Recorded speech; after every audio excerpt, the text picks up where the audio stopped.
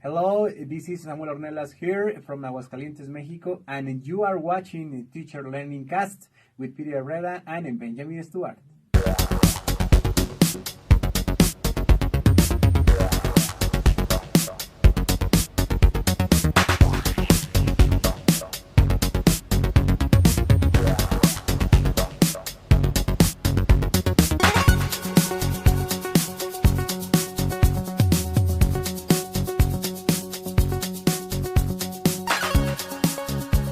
Hello and welcome to Teacher Learning Cast, episode number 18, this day, August 11th, 2018.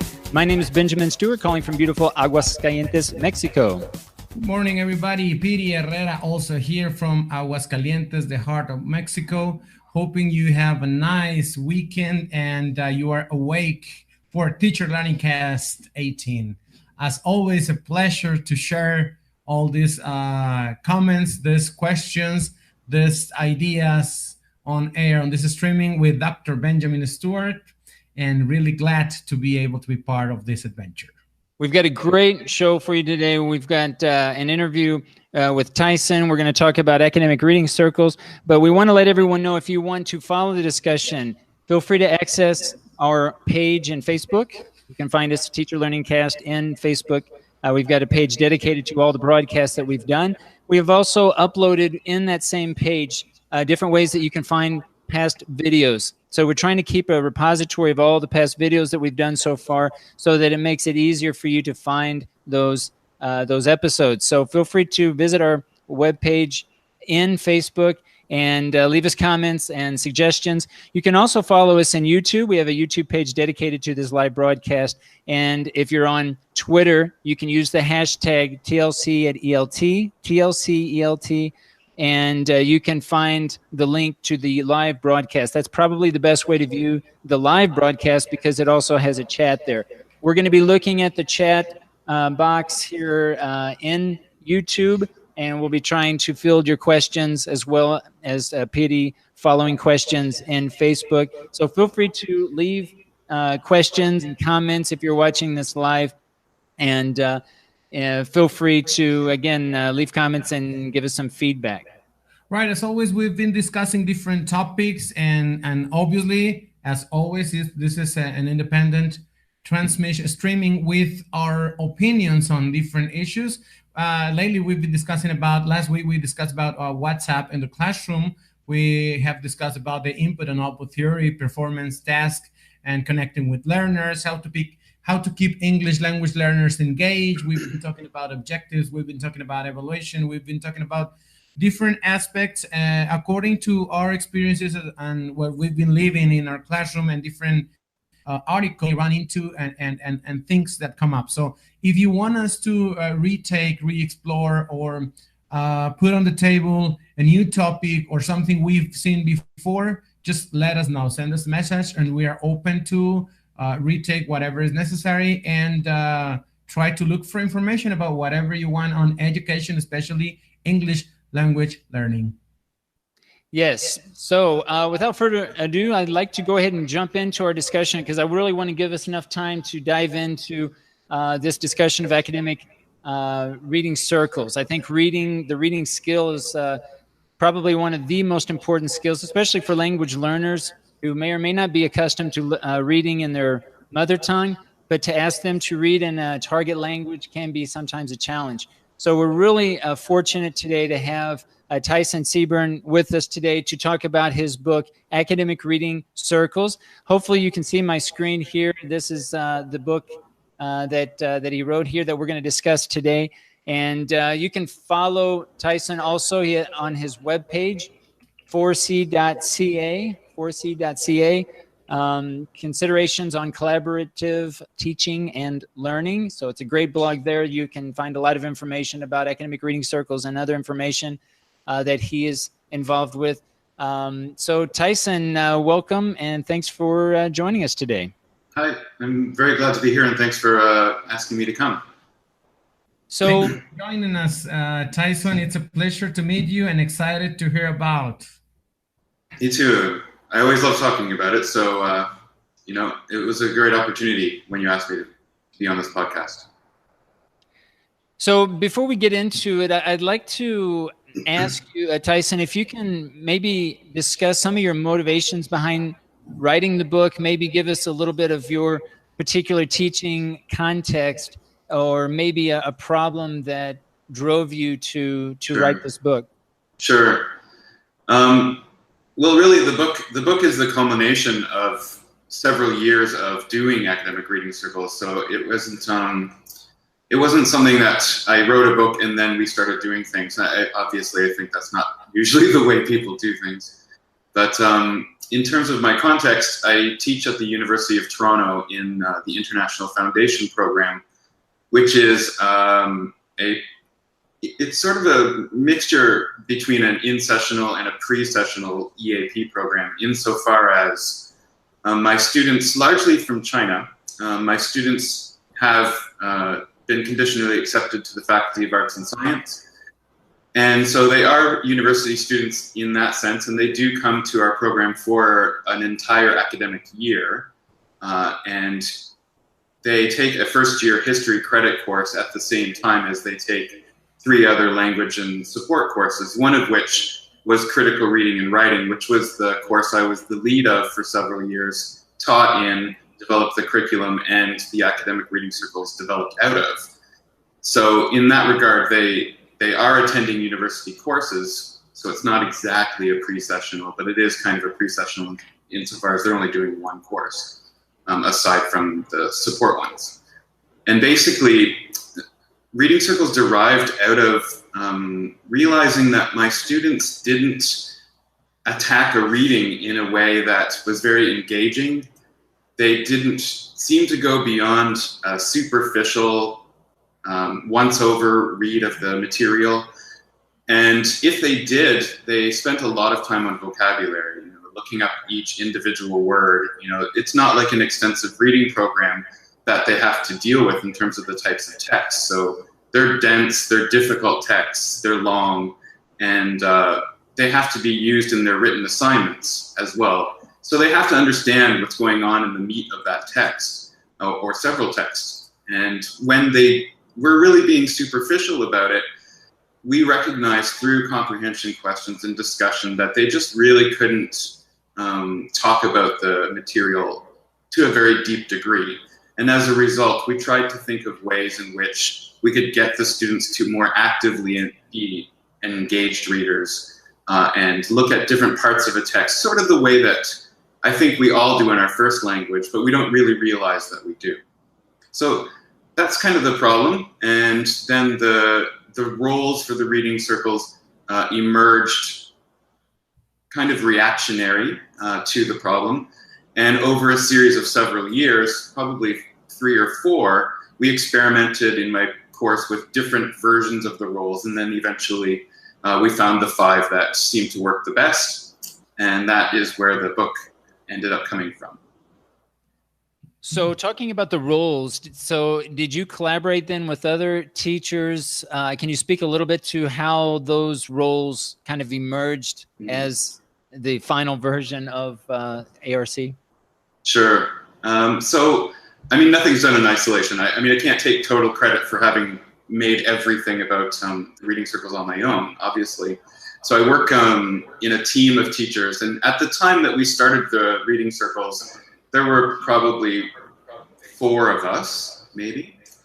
And one teacher brought in some handouts and things that she had gone to a session on literature circles. And she thought, okay, well, maybe we can try out something like this with our group. And so we took the literature circle roles, which were developed for a K-12 sort of first language situation, where they would be looking at fiction, and reading fiction sort of in an extensive reading more-ish type of way than an EAP one. And we tried those roles sort of verbatim, and it just didn't seem to work with the type of text that we were doing. So we, the 4 of us sort of slowly sort of tried to think different things and tried to do different things over that year. And then the team changed the next year, and there were another 4 teachers plus myself. And as the lead of the course, I started to think, okay, what can I do to these roles in order to make them work out better for a nonfiction text, either on the popular end or on the scholarly end. And so we started off with kind of the similar roles that we have now in the book, but there was a fifth role or a sixth role called a summarizer. But eventually we realized that some of the roles were heavier than others in terms of tasks, and we decided really it was time to squish them down to 5, and 5 just ended up being the best type of collaboration, I think, amongst a small group of people. So that is, without like specifically listing the roles or going into each role right now, unless you want me to, that's sort of how things developed over time. Yeah, so let's dive into those roles if we could. Okay. And I'll list them briefly, and then maybe you can talk a little bit about how, anything unique about each of those 5 roles. So you mentioned that the 5 roles being leader. Mm-hmm. So one person assumes a leadership role. One person is a contextualizer. Mm-hmm. You've got a connector, a visualizer, and a highlighter. Well done. So maybe you can talk a little bit about each one, and maybe some insight about either challenges or maybe experiences that you faced that maybe they gravitate and do better, maybe it's easier for them to do as second language learners. Okay, well, that's a good question as to whether it's easier as a second language learner. I'll give that some thought as I'm talking through them. Mm-hmm. So the leader is the person, obviously, who is going to take control of the in-class discussion to a large degree. So just to back up a little bit, when the students have a common text among their group that all of them are reading together at the same, for the same purpose, each one of the people in the group, 5 of them ideally, get a different role. As you mentioned, those 5 roles. They work on those roles and the duties associated with them individually on their own, usually outside of class. And then in a succeeding class, they bring the work that they have found regarding those roles together in an in-class discussion and work through negotiating the meaning and sharing the information that they had found through the research of their own role, hopefully to co-construct knowledge of that text better than had just one person read it on their own. So in terms of the leader is really the person who is trying to navigate the main points of the text and break it down in terms of structure. So typically that person is going to be dividing the text into sections where they see a sort of subpoint and another subpoint and another subpoint, and summarizing that section. And they also create 3 concept check questions and 3 discussion questions. And in the in-group discussion, then the leader is the one who starts off by talking about the concept check questions throughout the different sections that they have found and delineated throughout that text. And ultimately, they're trying to gauge a sort of baseline comprehension among their group so that everybody's sort of starting from a similar point in terms of the basic gist understanding of that text. And then they guide the discussion throughout the rest of the hour or hour and a half, depends on how long you're actually doing that in-group discussion. So usually they work through the text from start to finish in terms of, here we start with section 1, this is what I think it's about. These are some details, there's some examples that I found throughout it, and then each person contributes from their perspective, from their role to things that they found in that section. And then they move on, and then they end with the discussion questions. So that's the leader in a nutshell. I think the leader is something that the students find a little bit challenging in terms of trying to figure out where main ideas actually are. And I think that's a struggle that all, maybe not just second language learners, but all readers somewhat have some difficulty with. But they get practice with it. And I think really that's the biggest challenge not to mention little bits of grammar things like when they make your comprehension questions or discussion questions themselves. That's obviously a language issue. The next role I'll talk about then is the visualizer. And that person tries to represent difficult concepts in a text visually in some sort of way. And hopefully they do so either by creating a graphic themselves to represent that concept, or they source a graphic online that they find from a reliable area. So as an example, I am trying to get the students away from really the flashcard style of visual, where you find one word or something like that, and then you represent that one word with a visual or a photo or something like that. That's decorative, and that's not really that meaningful, I think. So we want the students to find a challenging concept in a text. It could be a statistic. It could be an event that happened. And beyond the words themselves, we want them to find either a photo or a video or an infographic or some sort of chart, something that is going to represent that a little bit better for the other students. Again, I think the problem area with this one is to get them away from finding useless visuals, things that don't really enhance the learning or the understanding of that concept in the text. And I think a great example of that is when students see a name of a person, such as Justin Trudeau, and so they bring in a picture of Justin Trudeau, and that doesn't really work, obviously, as a visualizer. It's not really helpful. So part of the duty then to move away from that, which we added on, was we want them to write a little bit of information about the visual that they found, including what's happening in that visual, where it relates to in the text, and how it has been helpful for them to understand. And I think that has really helped them concretize why a visual like a picture of Justin Trudeau does not help them understand better than without that visual itself. A third role is the contextualizer, and this is my favorite in particular. But the contextualizer is a person who is looking for contextual references in a text that are mentioned by the author. And they're not only mentioned, but they might not be fully explained very well, but they're there for a reason. And the author is trying to use those contextual references to support some point. But if you don't come with the cultural knowledge that the author brings in and assumes the reader shares, then you might overlook that contextual reference, or you might not understand why it's there. So people, places, events, quotes from outside sources, those types of things are what we consider contextual references. And we want the students then to find those contextual references throughout the paper. We want them to figure out whether they're explained or not within that paper to a degree that you can understand, even if you don't really know who Justin Trudeau is, for example. And then for all the ones that are kind of not explained very well, then we want them to research a little bit about that contextual reference from the internet or from books or things like that, and bring that back to the text to try to understand why it was that the author actually included that contextual reference there. And I think the difficult part of this role is really that there's a lot of contextual references actually throughout a whole paper.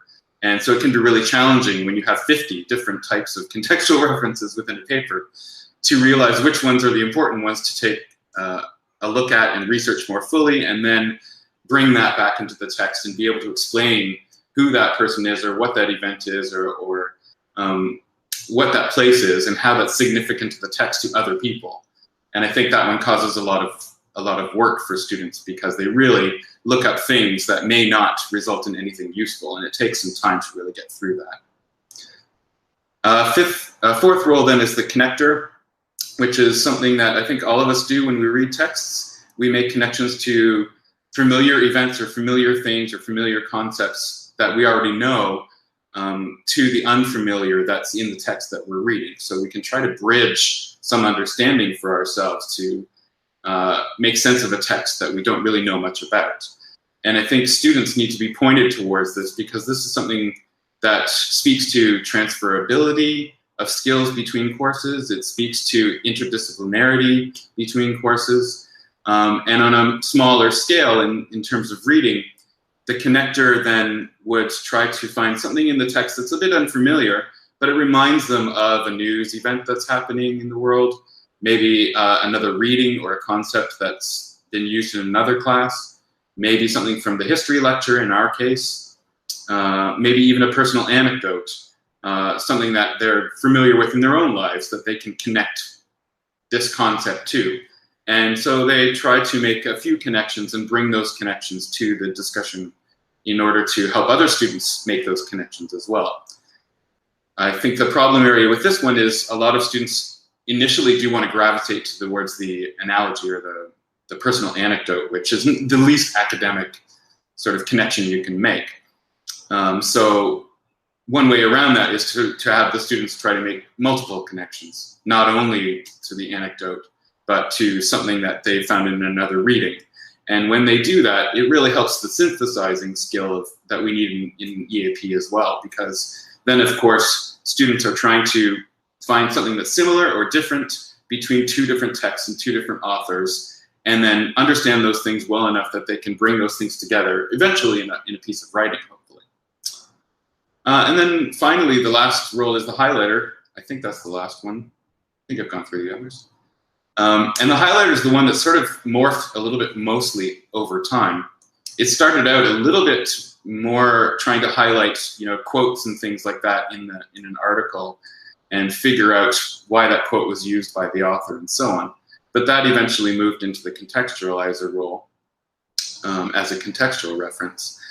So the highlighter ended up turning more into a focus on the lexical items within a text. So in this case, it's a pretty much a language-focused role, where a student will look for key words or unfamiliar words that are used throughout the text in order to sort of build their own topical understanding.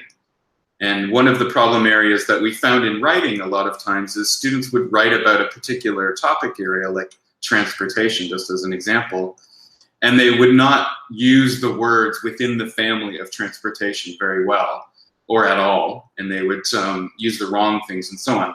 And it decreases the credibility of a particular student's writing. And as a result, the highlighter, one of their areas is to take a look at the topical words that are used throughout the text and make a little bank of those things. So not only will they learn those words and they'll be able to help other students understand what's going on in that text around those words that they don't know, but ultimately they'll be able to use it in their writing if they were to use this text and use this type of topic in their writing itself. Aside from that, they're looking at things like academic language as well, and trying to figure out, based on their preconceived notions of what academic language actually is, they look through a text and try to highlight areas that they think are academic language, at least at first, early in the term. And we can then correct whether or not that is academic or not. And then highlighters later in the term who get a little bit more familiar with what academic chunks and academic language actually looks like can then try to source those things in the text themselves and see how it's used in the text by the author and try to build, again, a kind of bank for themselves and the other students to use in their own writing. I think that's probably the role that students find the least engaging, actually, or the least interesting. And I don't know if it's just simply because it's language focused or whether it's because it's not the most fun thing to do, I guess. But in feedback, that's the one I've heard from students the most that they don't love doing, but it's a necessary one. Right. Tyson, I think the sense from all this explanation about the different roles that they are not really that static roles. It's more like a guideline, and then at the end, whatever. I mean, I see like two main areas, division in here. Like the work I do as a team when I connect my role to the other roles, and the work I do myself. But I kind of sense that in both planes, it's not static. They can like go beyond their role, or is that the way that happens? Well, I think that is the ultimate thing that you want to happen, because these roles are sort of distinct angles to look at a text that we would normally do simultaneously and without thinking. And really, what's happened, just like a lot of things that you do in second language learning, where you sort of isolate something and practice that thing. The idea is that we have to sort of explicitly show these are angles that you would look at any kind of text in order to get the most meaning out of it. And once you get practice with one role, then in the next reading circle, the roles shift around that group, so everyone gets a chance at all of the different roles. But of course, having done the leader in week 1, and now you're the highlighter in week 2, you don't sort of forget what you did in the leader role. And so the idea is, through a sort of scaffolded process over a series of weeks and a series of arcs, the students get practice and can combine all of the roles that they're doing at the same time. So I think initially it's more individual and it's a little bit more static, like you do this, you do this, you do this, you do this, and you do this.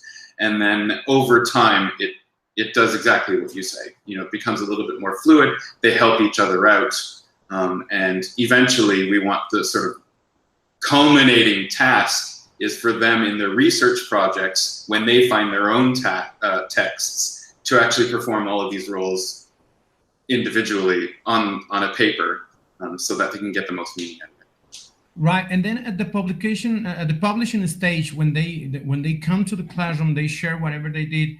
I kind of think that's a different dimension of roles, right? Obviously they're gonna keep the strength of the role they had for the assignment, but once they come as a team, is there a switch again? Like I don't know, roles. Yeah, I know the part that was assigned in my role, and I have the strength in there. But now that we come as a team in the publishing part, it's a total different situation. Is it like that, or? I'm not sure I would say it's a totally different situation. I think that the idea is that they're bringing individual things from their role together in a small group discussion to work through that text. All right. And so it's like one person who's talking about a text divided into 5 people. All right.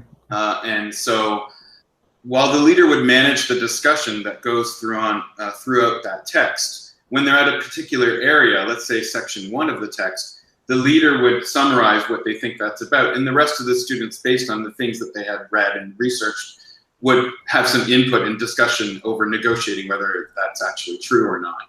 And then if I was the highlighter, I would bring in vocabulary that I noticed in that area, because other people weren't necessarily focused on that, and try to teach other people, this is the vocabulary that is being used throughout here.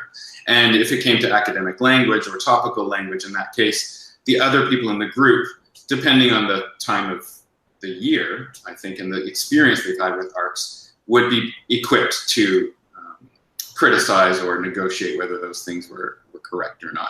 So I think in terms of the group discussion itself, they are still very much the individual roles, I think, in that particular group discussion.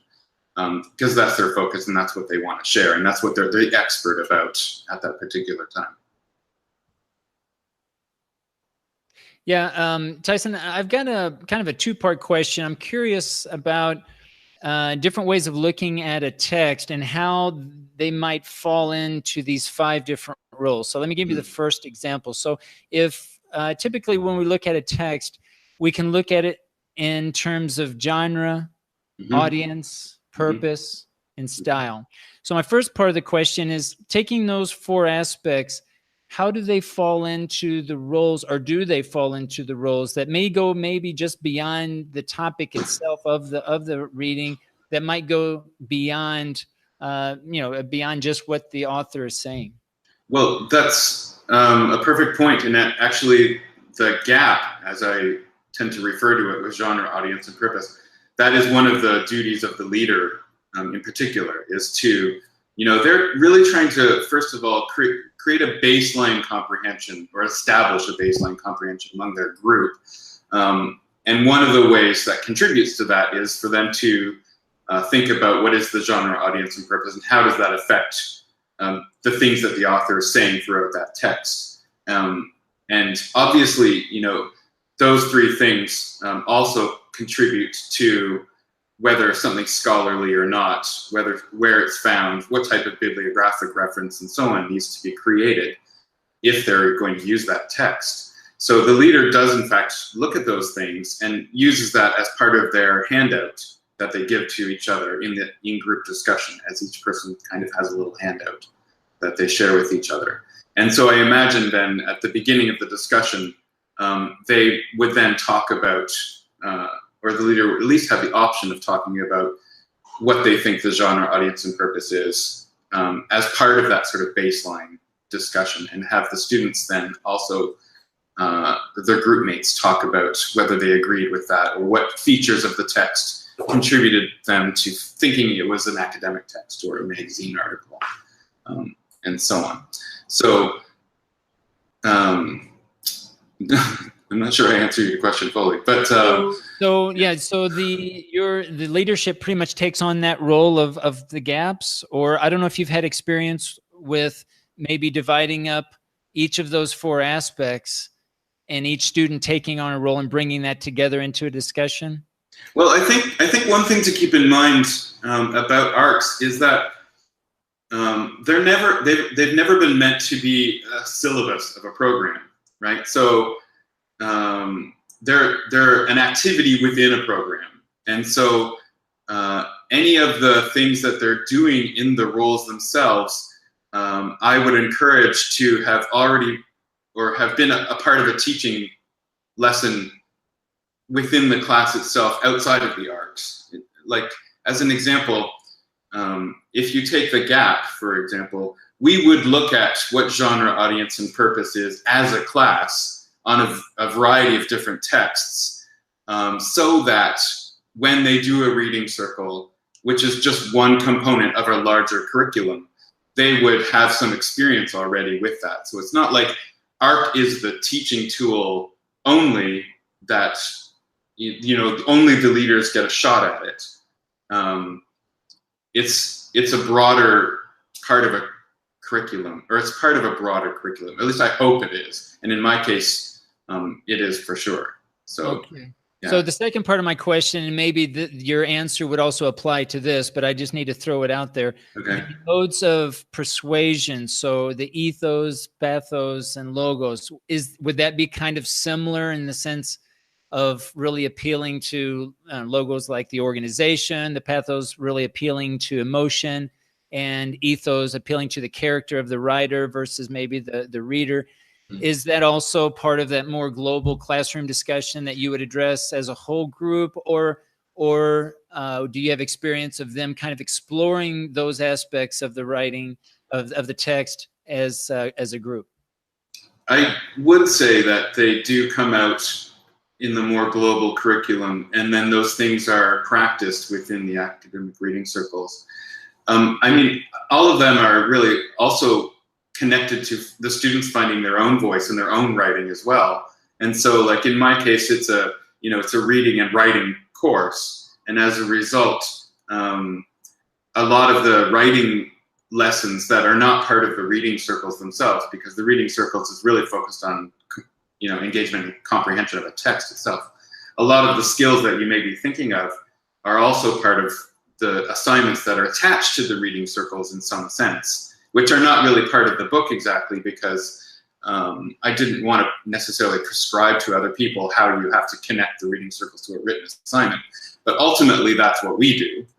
And so the students then would, as part of their discussion or post-discussion, I guess, we have them go to a Google Doc, and on the Google Doc, there's a list of different types of questions that maybe they have missed out during their reading circles. And some of those things may be the organization or the emotion that's involved, or is there something about the author? What did you learn about the author? There's various things that are going to kind of get left off of certain discussions because students are going to focus on one thing, or they're not going to focus on another, or you only have a certain amount of class time to do a live discussion, and so they don't even finish the whole thing. So usually at the end, I try to give the students a space where they can work collaboratively collaboratively on a Google Doc to think about the things that they had brought in their discussion, as well as some other guiding things that they may have missed out that I have found. And then they collate those things together as sort of a lecture notes in a sense, and hopefully they can use those as part of their writing assignment later on. Yeah, Tyson, I'm sensing like from what you said, like part of the curriculum, like it's parallel to other activities in the classroom.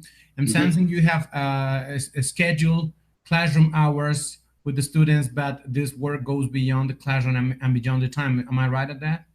Well, it's true insofar as the individual role work that happens before the in-group discussion is done outside of class.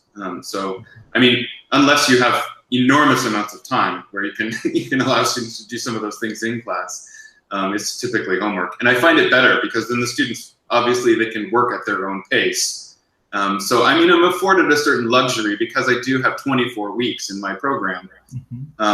Most of the reading circles are done in the first 12, but in terms of the scheduling, for me, it tends to work out best where you have one arc kind of every 2 weeks, because I only meet my class twice in a week. And we would assign the reading in say, week A, give the roles to everybody in week A, and then in week B, they would come together with all of their group discussion and research that they had found on that over for homework, talk about it, and then that would happen in week B. And then we do a new one in week C and D and so on like that. So. Yeah, my comment was going precisely towards this. How much do they really engage? In my experience, some students tend to leave everything for the end. And it looks to me like with this arc, there's no chance to leave everything for the last minute because you have things to do on your own and things to share with others. And at the end, you come up to gather and have a final grouping up of everything we've done. So absolutely, yeah. There's like there's a kind of built-in pressure because it's not just themselves, right? There's 4 other people that are relying on them, and if that 4th person doesn't bring anything to the discussion, there's it's sort of embarrassing for them, I would say. Right. And there are little other checks and balances in place depending on how you do things as a teacher. So, for example, the leader, whenever I assign a leader role, one of their responsibilities is to send me the 3 concept check questions and the 3 discussion questions that they have created 2 days ahead of the in-class discussion. So I can kind of take a look at them and see if they're going to produce any meaningful discussion or whether they're totally off base in terms of establishing that baseline comprehension with their group. So that's kind of one example of a check and balance. And then while I haven't done this with other roles, you could do that ahead of time with other roles. Of course, I think that would put a lot of strain on a teacher's time. However, post-discussion, they have a checklist of all the things that the students need to do for a particular role. And ideally, they would check off those things before they got to the group discussion. But after the group discussion, they have an opportunity as a group to go through that checklist and talk about or reflect on how well they did each of those things. So while the contextualizer might just do a check mark ahead of time saying, yes, I have found 3 contextual references and explain them. Post in-class discussion, they would go through that checklist and evaluate each one of those contextual references in terms of how good it was or how useful it was with an A, B, or a 1, 2, 3, 4, 5 kind of system. So there's a reflection built in as well that I think contributes to students feeling like they have a responsibility. That was in fact the leading of all of these comments. Like, do you have any reference of how they feel during the process? Like, because we are talking about the work they do, maybe a little bit of extra time, the commitment, different paces, different speeds, different levels of comprehension maybe from each of them. Mm-hmm. Do you have a reference of how they feel during this process? Well, I think initially they're overwhelmed. I mean, because there's a certain workload that's attached to this. Of course, it's a university course, so you know, you kind of take what you get with the university course in a sense, right? You know, but I think that the students like the opportunity in a reading writing class, particularly, to speak and to talk about their ideas. Because when you're in a class that is focused on reading and writing, it's not such an out loud opportunity, and so I think they get from the reading circles a sense of satisfaction that they've been able to talk about a text for 60 to 90 minutes in an L2 and in an engaging way to a certain degree or other. So it builds some confidence. It also, I think, after the first few, once people start getting better at the roles, they start to recognize the value of actually having someone else contribute different understandings of meaning throughout that whole text. When they had read it by themselves, they didn't really understand anything at all, or didn't understand a lot of it. And then ultimately, when they have a quiz, a comprehension quiz about that text, or short answer questions about that text, or eventually they're using that text in their own writing, that's where it pans out in terms of the biggest amount of satisfaction, I think, because without the reading circles, they wouldn't have understood it well enough, and they wouldn't have been able to use it in the writing, and they would have gotten lower grades. You know, so even if grades are a motivation, then that ultimately is where it ends up. What can help them at the beginning? If anybody wanted to start with something similar, like this kind of teamwork and individual work, teamwork and workload towards reading, which is gonna have a little bit of investment from the teacher and the students, what do you think would be something that motivates everybody to go on with this at the beginning? Which, I mean, I kind of sense what you just said at the end, that towards the end you can see all the benefits and more, because it's something you've been doing, and you have proof of what's the outcome of this. And then at the end, the outcome, obviously, it's a great opportunity of enriching students' self-esteem on whatever they achieve. But what about at the beginning, when is the facing? What would you recommend as something to motivate this to go on? Well, there's a couple of ways you could go about this, depending on which you prefer. I mean, ultimately, for any learning experience, I think you have to identify a gap in knowledge before you can show anybody that anything's worthwhile learning. So, you know, you can do that in a sort of shock value punitive way, or you can do it in a sort of more constructive way. It depends on how you like to do things in your class. Both have value. I'm not judging.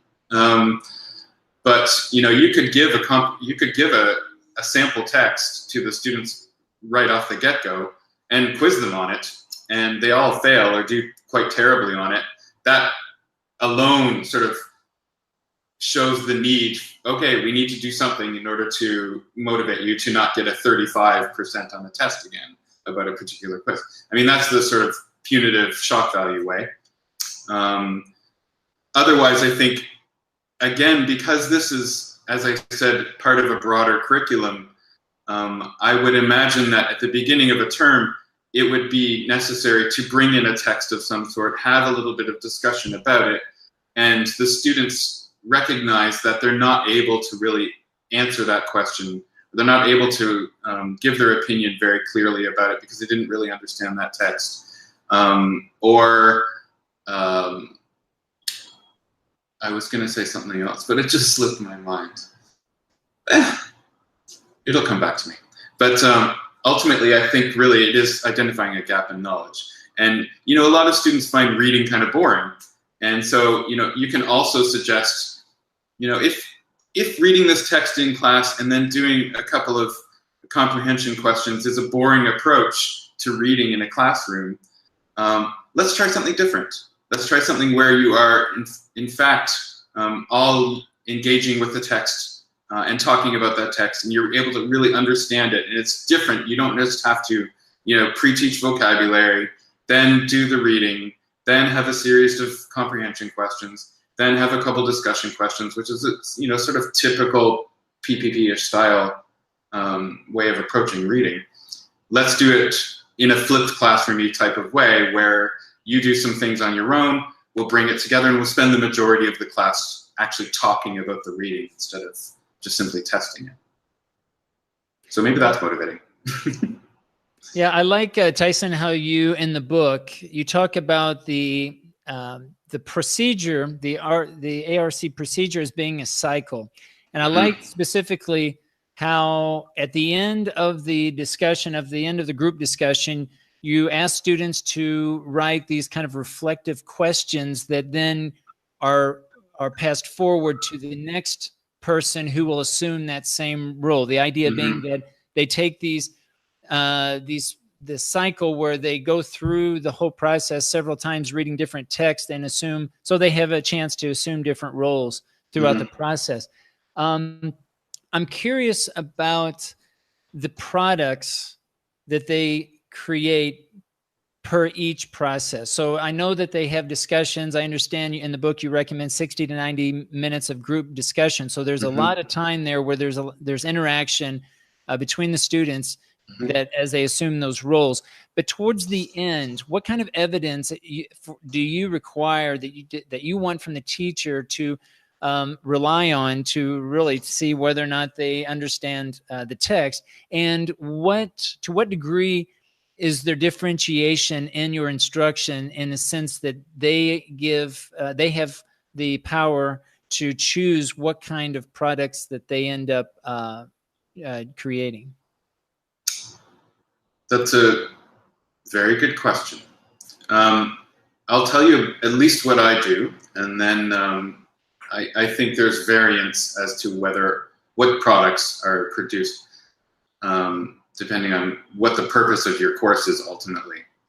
In our case, the students, aside from the checklists, which I have mentioned before, and the reflection that you have just mentioned, which is actually part of that checklist, the students have to produce an attractive yet informative handout to give to each of the other students based on the role that they have done. This I find enlightening in a few ways. One, it is all based on their pre-group discussion. So you're not getting an example of a product of the negotiated meaning, the co-constructed knowledge at that point, but you are getting a sense as to whether that student understood that role that they were focusing on and the material that comes out of that particular role, because you have the students, of course, exchange those handouts with each other before the group discussion happens, so that when they get to a point in the text where it's relevant to look at the handout, they have it. But I also get one myself, so I can see what they look like, and I can correct or identify areas where maybe I think, X student who was the connector didn't make such a great connection, or this connection is inauthentic, or it's false even.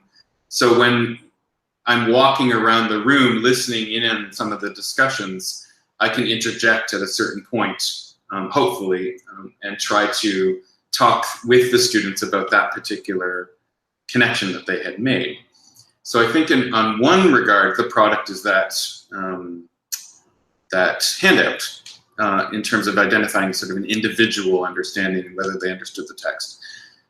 The second product, as I said, I kind of briefly mentioned before, was after the group discussion is over, then I have Google Docs pre-made for each one of the groups. And on that Google Doc, there's a list of their names at the top with each of the roles that they did.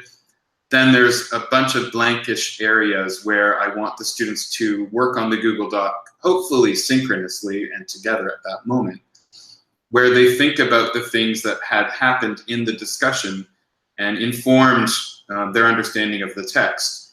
So one of those things, just as an example, is they, as a group, need to identify the gap of that text, like the genre, audience, purpose.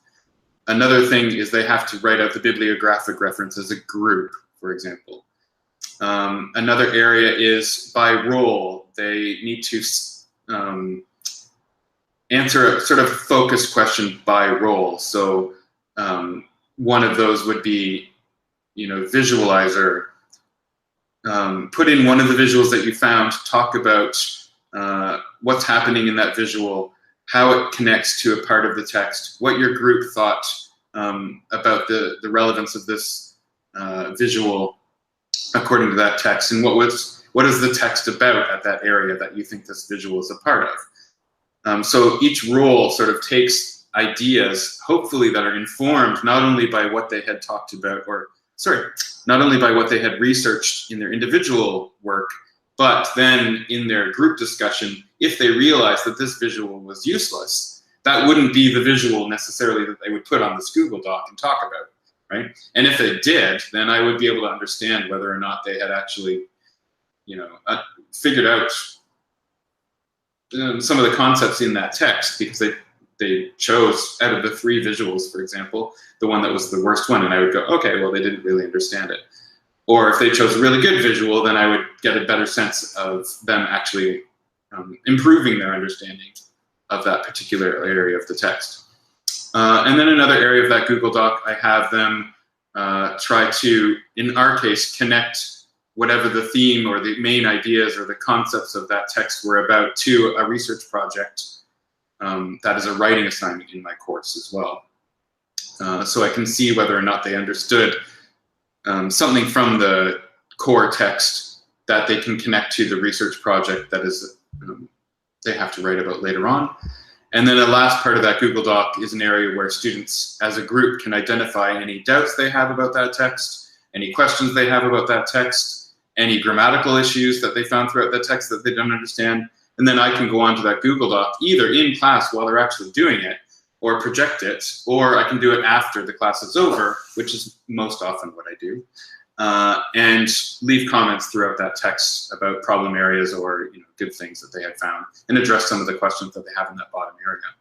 So those are the sort of 2 products really that I require of my class to do. I think the handout is necessary as part of any ARC, but the Google Doc is just sort of something we came up as, okay, instead of just finishing the group discussion and then boop, it's over, let's try to figure out a way for you to use what you have found in that discussion on some kind of written text.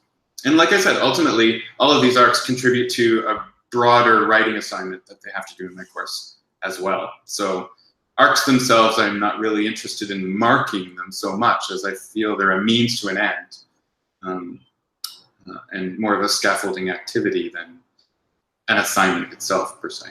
Yeah, you mentioned this final writing assignment, and maybe my next question, which is related to this, is involved in that final writing assignment. But you've given a lot of good examples, I think, about how students take a text and really analyze it. I'm curious about the synthesis part, and I'm wondering if they take these common texts, and I'm assuming then over the course of one particular class, they will have seen several types of common text.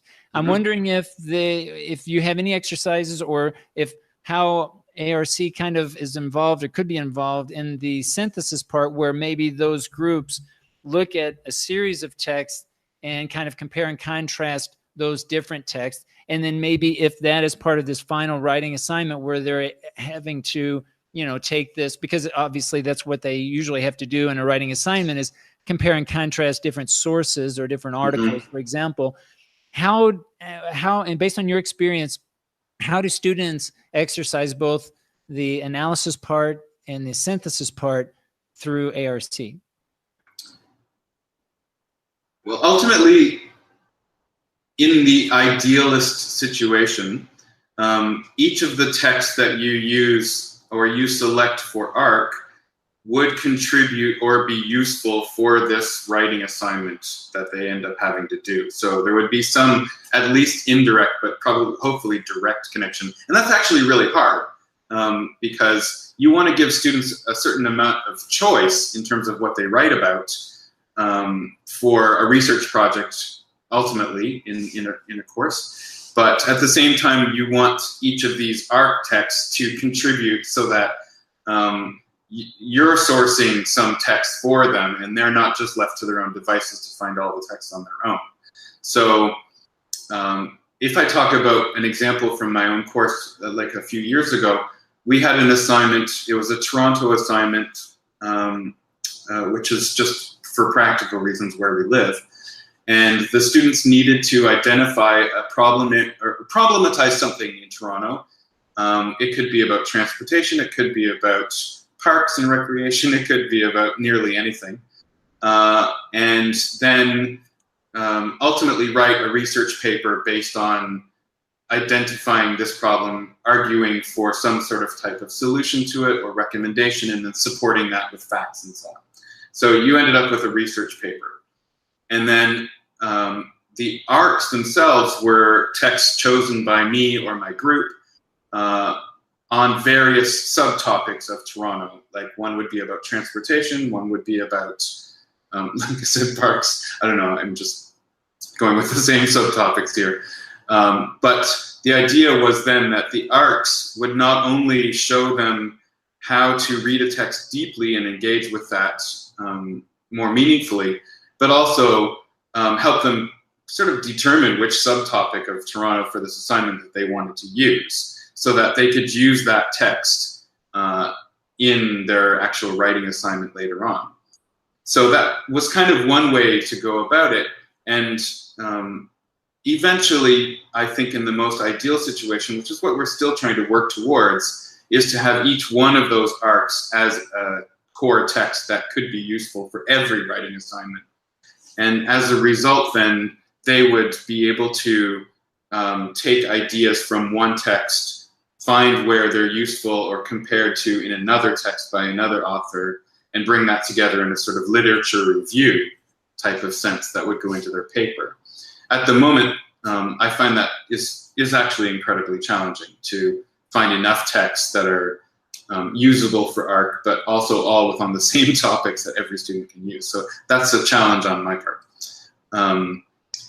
So a lot of the time, the students use one of the core texts from one of the common texts from ARC, then they source their own texts beyond that. And we have them as part of the scaffolded written assignment. One step would be to write a literature review, where they would need to then take that idea from the common text out of one of the ARCs at least, and connect it with ideas that they had found in 2 or 3 other texts on their own. So I think to answer your question more directly, ARC itself doesn't have a necessary spot in it where it is forcing students to synthesize from multiple ARCs, because I think in many case scenarios, teachers aren't using texts that necessarily are connected to each other for each one of the ARCs. So it's a little hard to say that you have to do that. But really, the connector role, if I was going to pinpoint something, the connector role then is probably the most likely to do something like that, because they're making a connection potentially between ideas in the common text and some other text that they have read, be that from another course or even a newspaper article or something.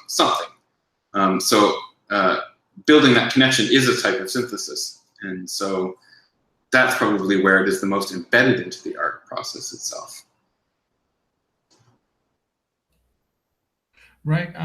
So I think, as always, time is catching up. But I wouldn't like to get to the end without giving you, Tyson, the opportunity to put on the table whatever you consider, whatever you don't want to be just in the air. Because I know we tend to ask a lot of questions, right?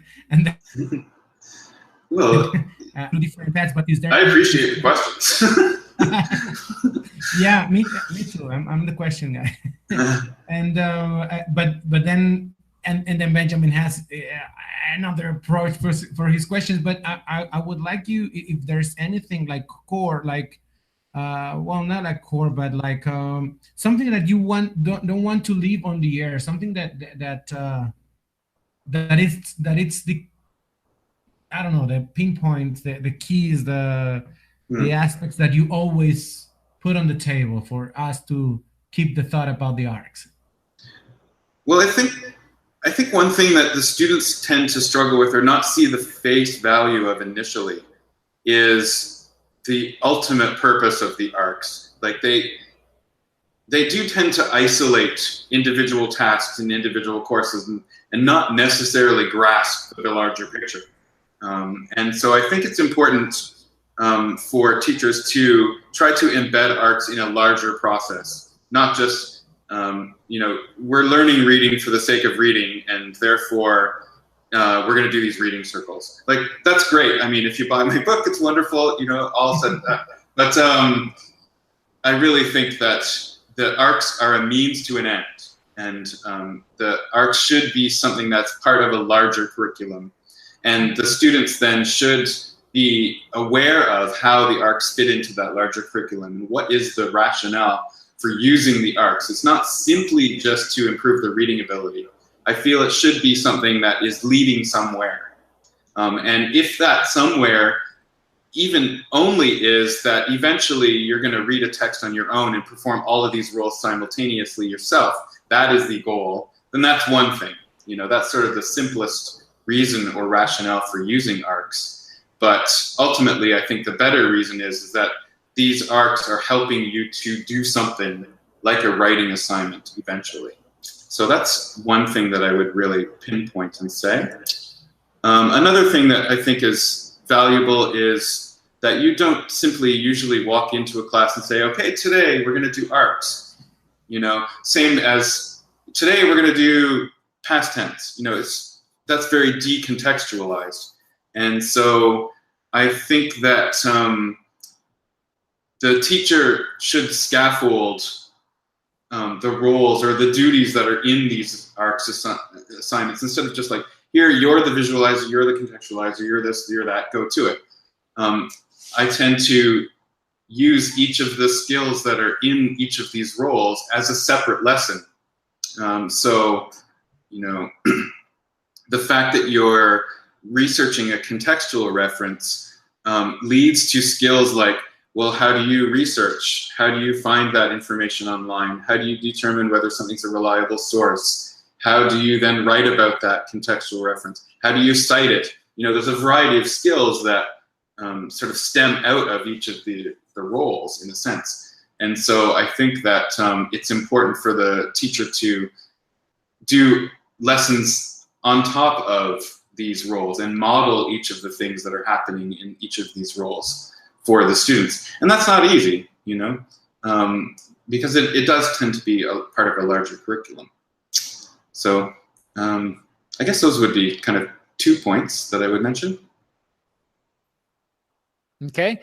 Well, we are closing in on an hour here, and we don't want to take up more of your time, Tyson. We really appreciate you giving us this really informative discussion. I'd recommend everyone to buy the book. It's a really good resource. I myself get a lot of ideas. In fact, a lot of ideas that I want to try to implement this semester in my writing class.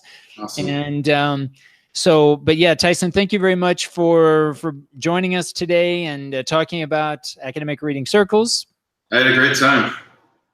I have one right in front of me here. This is just so you get a tactile sort of version of what this right. like. I opted for the Kindle version, but either way, it's all good. It's all good. Yeah.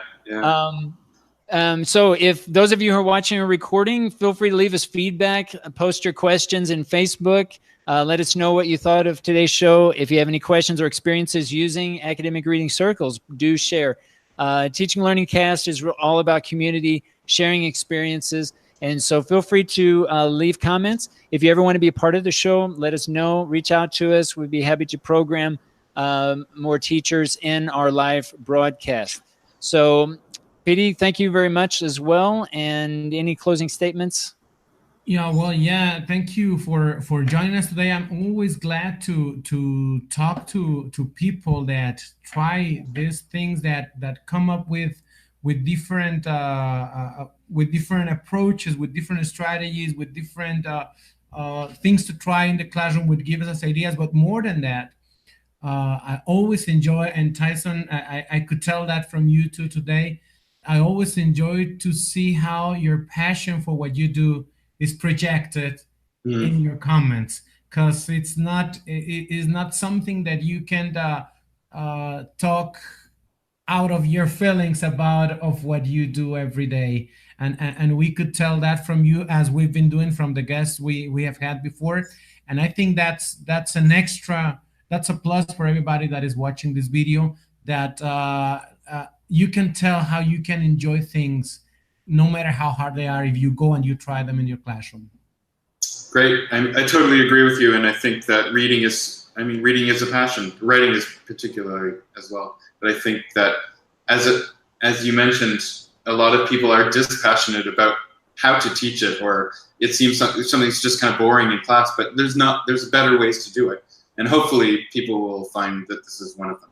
Yeah, that's the key. I think sharing your experiences. You've chosen to write a book. I think anytime teachers who are in the trenches writing books, I think always provide an informative perspective, and certainly you've done that with your current work. So thank you. Thank you very much, everyone. And I think we'll go ahead and conclude today's broadcast. Thank you very much for watching, and we will see you in the next broadcast. Keep on learning.